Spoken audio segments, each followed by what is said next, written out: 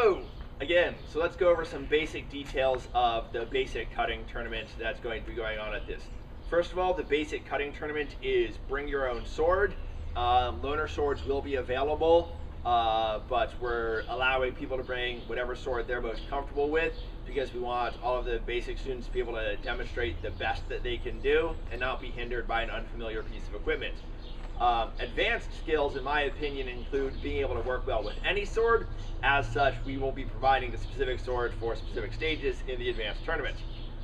Additionally, the basic tournament is where if you want to do single-handed sword work, if you have a single-handed sharp you want to use, you're welcome to use it in the basic tournament. And we will be scoring exactly the same between the two and comparing, and everyone will be scored in one pool of people. We're not going to separate out single-handed and two-handed swords for the basic tournament.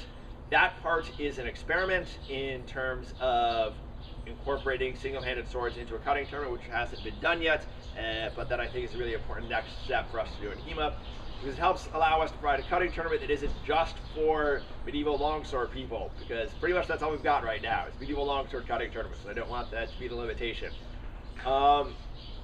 So we have the single-handed swords, we have two-handed swords. You can use what you want, bring your own sword. Loaners will be available.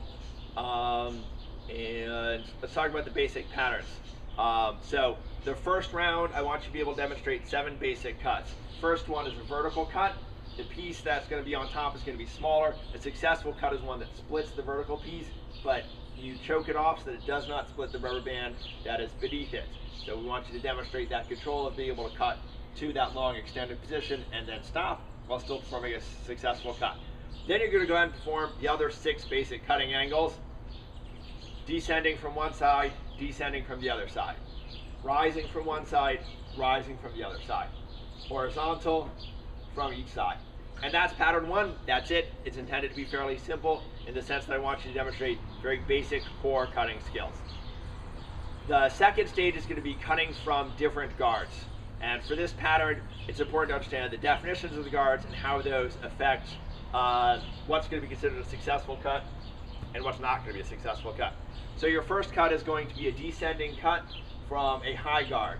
So different traditions have different guards, and I'm going to define these very generically so that we can maximize the likelihood that whatever your tradition says is correct, we're going to be able to accommodate you. So any guard with the hands with the cross guard at or above the level of the shoulder and the point up and or back. So Vom Tog, Zornhut, Posta de Donna, Posta Falcone, and similar guards in other systems. From here, you simply throw a descending cut.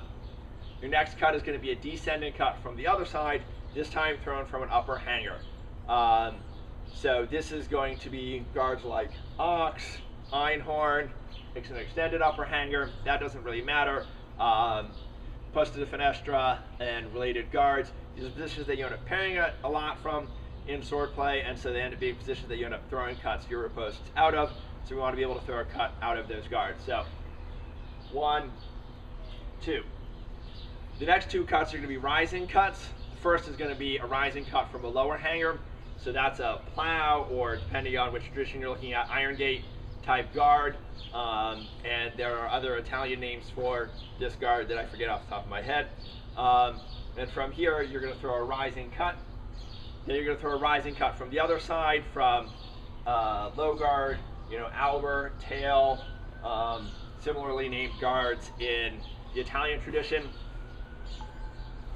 And the last cut is going to be a descending cut from either side, whichever you're more comfortable with, from an extended or long point type position, Posta de Longa, Langenort, etc. So the definition of cutting out of a guard means that from the guard's start position, your hands move towards the target continuously without retracting or pulling up and back at all.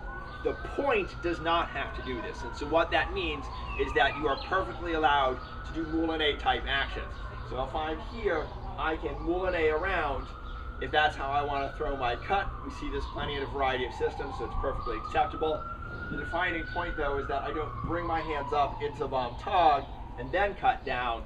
My hands move forwards and towards the target as I move into that moulinet. The same thing is true for the cut from the lower hanger and the cut from the extended position. You can simply cut through from the last cut, turn it back around. You can, from here, moulinet around. Whichever mechanic is going to work best for you. Lots of different mechanics are correct. There is no one true right way, and I want to make a tournament that facilitates exactly that. So those are the two basic patterns, stage 1 and stage 2. They're going to show up in the basic tournament. We're going to use those for creating the scores for the end. The person who wins the basic tournament gets to move on to the advanced tournament that day. That's part of what the first place prize is for the basic tournament.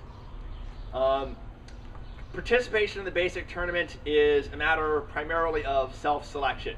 Certain people, however, are excluded from the basic tournament.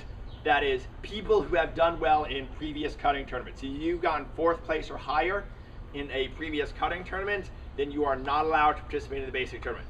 If you have not participated in a cutting tournament before, then you are allowed to participate in the basic tournament.